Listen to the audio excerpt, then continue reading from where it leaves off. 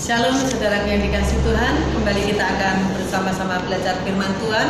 Firman Tuhan kali ini saya berikan satu judul, Jangan Berhenti. Diambil dari kitab Lukas pasal 8 ayat 22 sampai dengan ayat yang ke-25.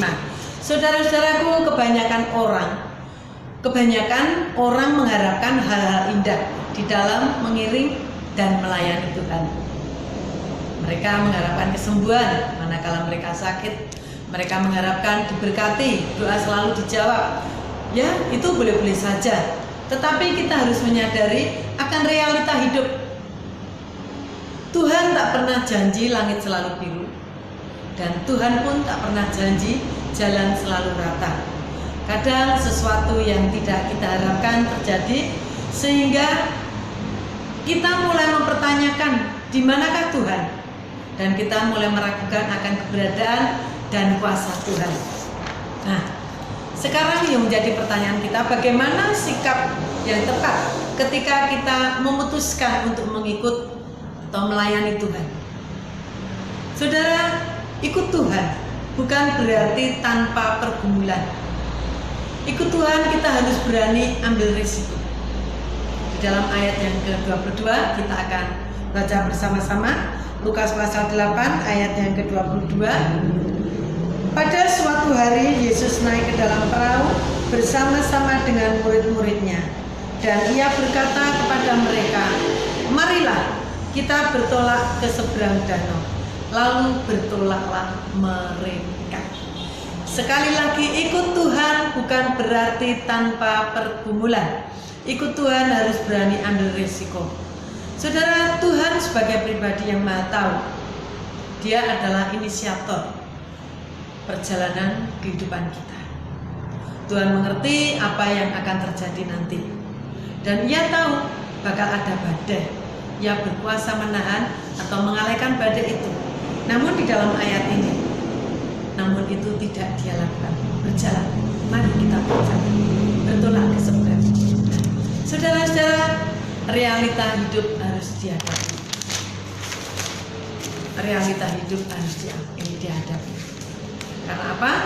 Ikut Tuhan tidak meniadakan pergumulan, ya, atau dengan kata lain, mengikut Tuhan bukan jaminan kita tanpa masalah. Melayani Tuhan bukan jaminan kita tidak ada persoalan.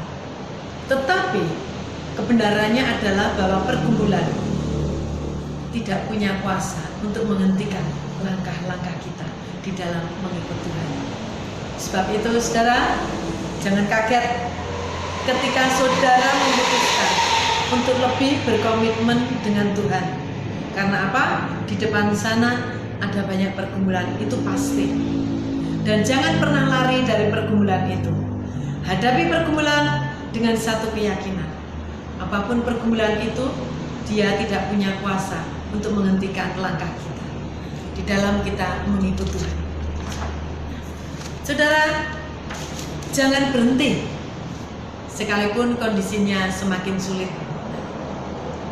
Badai hampir menenggelamkan perahu, tetapi belum tenggelam, ya. Perahu ini belum tenggelam. Waktu itu Yesus tidur.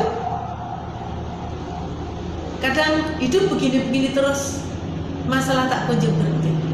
Seolah-olah dalam kehidupan kita, Yesus itu tidur.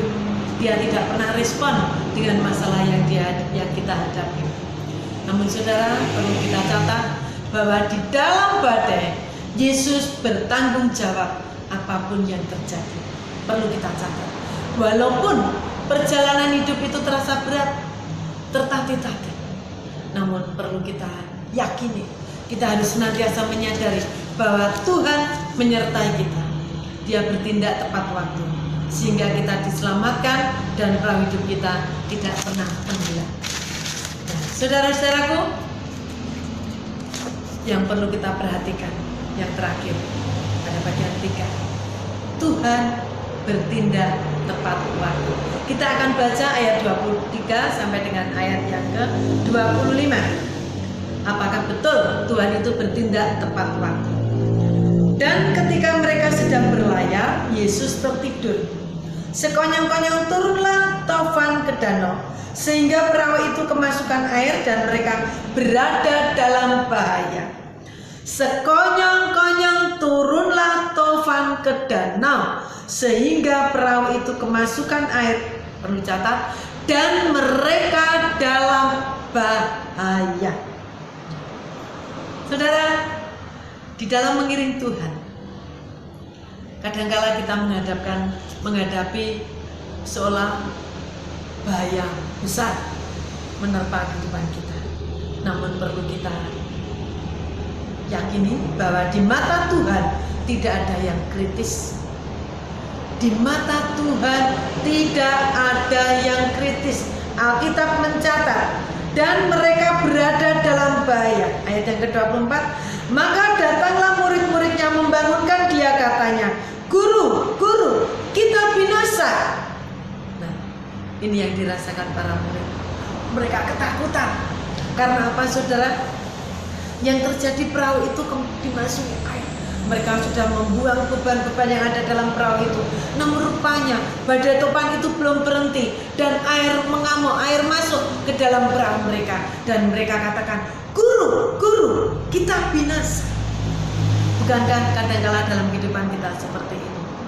Mungkin kita menghadapi bahaya dalam ekonomi rumah tangga kita. Kita hampir kita mengalami kebinasaan di dalam usaha kita, dalam pekerjaan kita, sodok sana, sodok sini, tekan sana, tekan sini, seolah-olah kita mengalami kebinasaan di tengah-tengah pekerjaan kita. Ada ancaman di sana sini. Namun di sini dikatakan, ia pun bangun lalu menghardik angin dan air yang mengamuk itu, dan angin dan air itu pun reda, dan danau itu menjadi teduh. Saudara, ketika para murid mengalami kondisi dalam bahaya, bahkan mereka katakan, Guru, Guru, kita binasa. Kita bisa membayangkan bagaimana kondisi para murid waktu itu di tengah amuan badai di tengah danau. Yang mereka hadapi binasa, binasa, dan binasa. Perahunya mungkin dia bayangkan perahunya tenggelam. Namun saudara, perahu tidak akan pernah tenggelam. Namun Tuhan datang tepat waktu. Pertolongan Tuhan datang tepat waktu.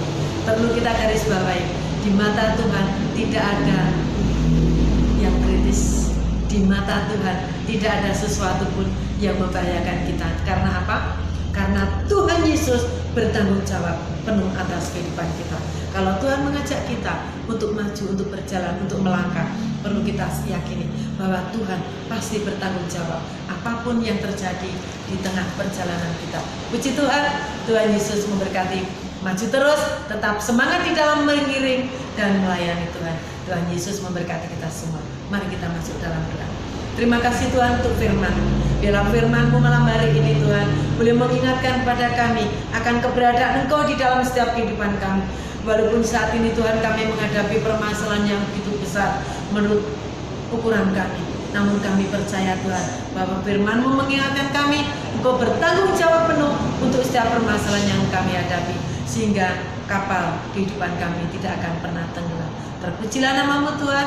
Di dalam nama Tuhan Yesus kami berdoa dan mengucap syukur. Amin. Puji Tuhan, Tuhan Yesus memberkati kita semua. Maju terus bersama Tuhan.